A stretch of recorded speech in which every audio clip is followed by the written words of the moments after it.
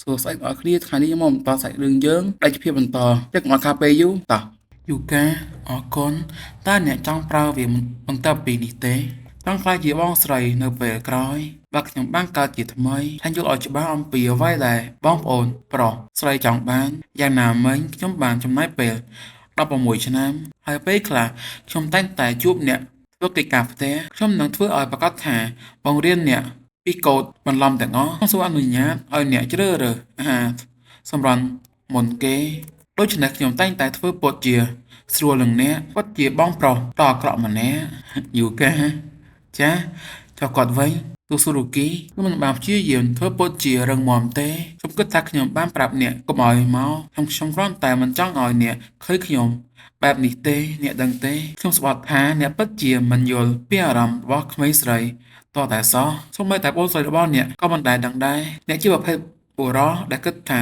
គាត់ល្អពេលគាត់ប្រាប់នារីម្នាក់ថានាងមើលទៅស្អាតពេលមិនតុបតែងមុខនាងទៅឆ្ងាយប្រឡេះខ្ញុំសោកស្ដាយណាស់ខ្ញុំសុំទោសកុំយំអីវាមិនមែនជារឿងធំដុំទេខ្ញុំគិតថាខ្ញុំអាចធ្វើវាឲ្យខ្លួនឯងបានរបស់ខ្ញុំត្រូវបានវិញ្ញាណអាក្រក់សន្ធឹកដែលមិនអាចចាប់ថ្នាក់បានហើយខ្ញុំចង់ជួយពួកគេតែណាក៏ដោយក៏មិនដែលមិនទុកយំទេអ្វីដែលខ្ញុំអាចធ្វើបានគឺពឹងផ្អែកលើសេចក្តីសប្បុរសរបស់គាត់ប៉ុន្តែមិត្តខ្ញុំប្រហែលជាធ្វើបានខ្ញុំមិនគិតថាខ្ញុំស្លាប់ទេទោះសូរូគីមិនបានបង្ហាញខ្លួនទេខ្ញុំគ្រាន់តែជាម៉ារ៉ាចាំម្នាក់តើអ្នកជាអ្នកចម្បាំងដែលត្រូវបានជ្រើសរើសមែនទេខ្ញុំបានមកសួរសុខទុក្ខអ្នកក្នុងនាមពួកសរសរជូនស៊ូនៅលើផែនដីមុនពេលប្រកួតខ្ញុំជា UI ជាម្ចាស់នៃរចនាបថស្រមោលថ្មីហើយខ្ញុំចង់បង្ហាញការដឹងគុណរបស់ខ្ញុំចំពោះព្រះអង្គ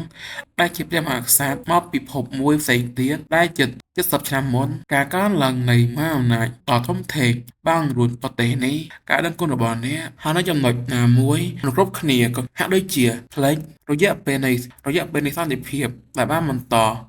តពីធម្មតាប៉ុន្តែទន់ខ្សោយអ្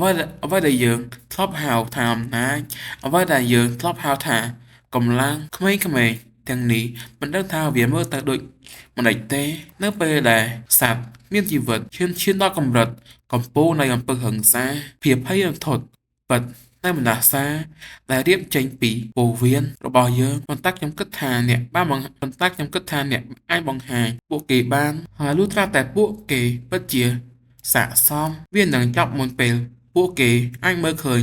អ្វីមួយខ្ញុំមិនអាចបង្ហាញអ្នកអ្វីទាំងអស់ឲ្យមានគូប្រជែងទេខ្ញុំគិតថាអ្នកនឹងពេញចិត្តណាកុំបារម្ភអីភាពឯការបស់អ្នកនឹងត្រូវបានទូបន្ថយហើយខ្ញុំប្រកាសណាស់ចង់ខ្លាចជាប្អូនស្រីម្ដងទៀតបើខ្ញុំបានកើតជាថ្មីហើយខ្ញុំចង់ឲ្យបងប្រុសរបស់ខ្ញុំខ្លាយជាមួយនឹងកំណត់ទ្របខ្ញុំសូមកោះហៅសំទោសដាបូរ៉ា The Eight Handle Sword Divention Sila Divine Gerald Mahoraga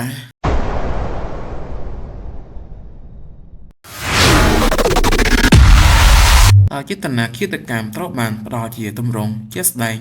ដែលឬទេដែលជាគំនិតមួយដែលមនុស្សនៅលើផែនដីមិនអាចពិពណ៌នាជាពាក្យសម្ដីដែលបានបន្តតាមរយៈកសម្ព័ន្ធកសិកតេបានទេបច្ចេកទេសបណ្ដាសារបស់ដាបូរ៉ាគឺជាលើកដំបូងក្នុងប្រវត្តិសាស្ត្រដែលបានកត់ត្រាទុកការសម្របខ្លួនរបស់មហោរាកាផ្ដោតទៅលើបច្ចេកទេសបណ្ដាសាក្រៅភពចាប់ផ្ដើម